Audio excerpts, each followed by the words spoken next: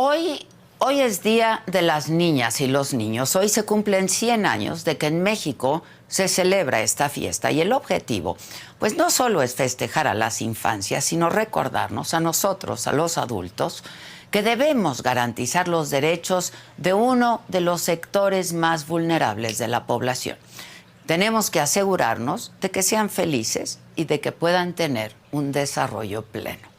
Pero en nuestro país estamos muy lejos de cumplir con este objetivo. De hecho, en el marco del Día del Niño y de la Niña, el Fondo de Naciones Unidas para la Infancia, la UNICEF, hizo un llamado a las candidatas y al candidato, a todos, candidatas, candidatos, a todos los puestos, para que mejoren la situación de los niños en el próximo sexenio, porque señalan que en México existen enormes carencias sociales en salud, pero en educación, en seguridad social, para este grupo, insisto, vulnerable, de los más vulnerables.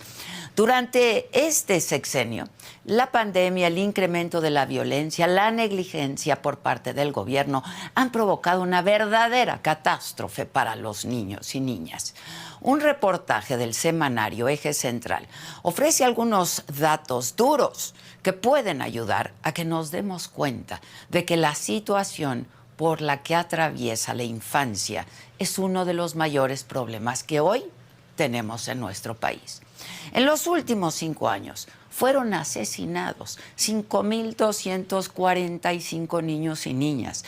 Esto significa casi 3 homicidios al día, 1 cada 8 horas. Esto quiere decir que en el transcurso de una jornada laboral, en lo que ustedes y nosotros trabajamos, vamos y venimos del trabajo, una niña o un niño ya fue asesinado.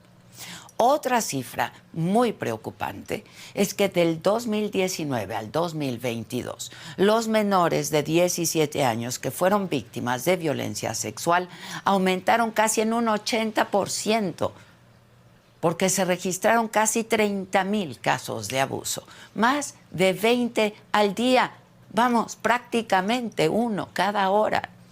En el transcurso de este programa, aproximadamente 3 menores de edad serán víctimas de algún tipo de abuso, de algún abuso de esta clase. Y no es ningún secreto, además, que la violencia sexual está ligada al machismo y a la violencia de género, porque en más del 90% de estos casos, las víctimas eran niñas y adolescentes mujeres. Y también resulta muy preocupante que estas pequeñitas no estén seguras ni en sus casas, porque más del 74% de los abusos ocurren, ¿saben dónde? Dentro del seno familiar. La pandemia agravó todavía más estos problemas, porque obligó a que los menores se quedaran en casa. De hecho, en el mismo periodo se contabilizaron cerca de 80,000 casos de niñas y niños que padecieron la violencia familiar de manera directa.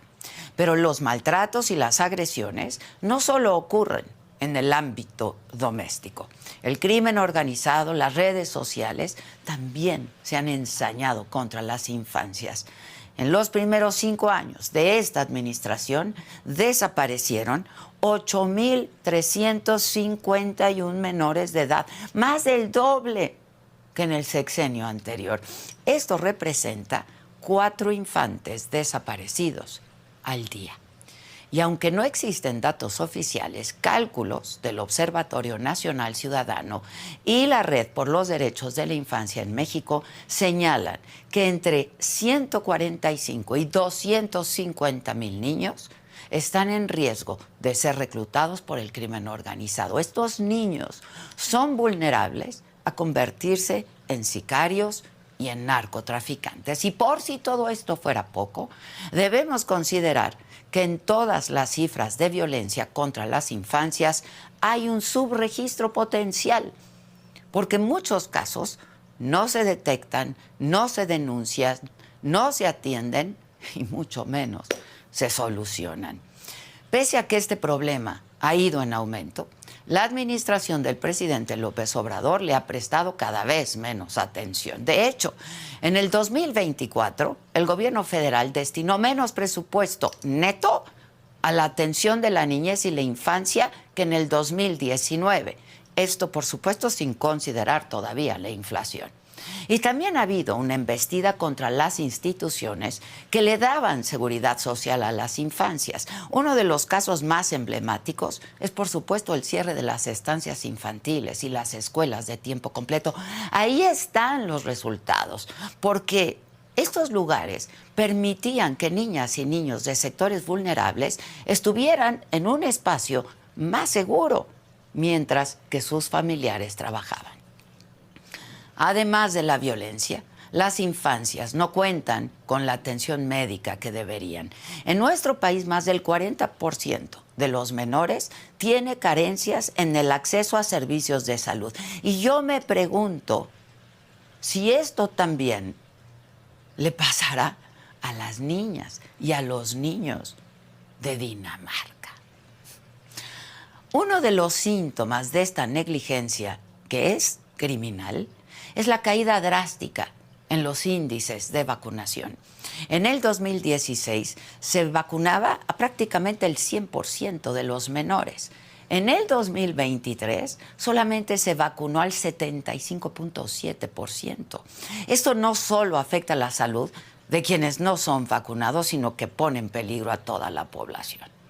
Porque la efectividad de las vacunas depende de la inmunización generalizada.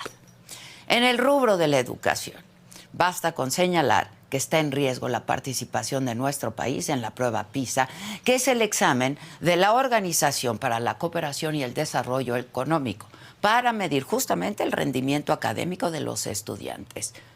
¿El motivo? Bueno, pues la falta de preparativos de las autoridades mexicanas. Pareciera que el gobierno no quiere ventilar estos temas, las enormes deficiencias de las escuelas de nuestro país. En México hay cerca de 40 millones de niñas, niños y adolescentes. El gobierno piensa seguir ignorando que muchos de ellos sufren de violencia extrema, que carecen de una educación de calidad y que no cuentan con los servicios de salud indispensables. Ante esta realidad, yo les pregunto, ¿con qué cara podemos desear un feliz día del niño y de la niña? Yo soy Adela Micha.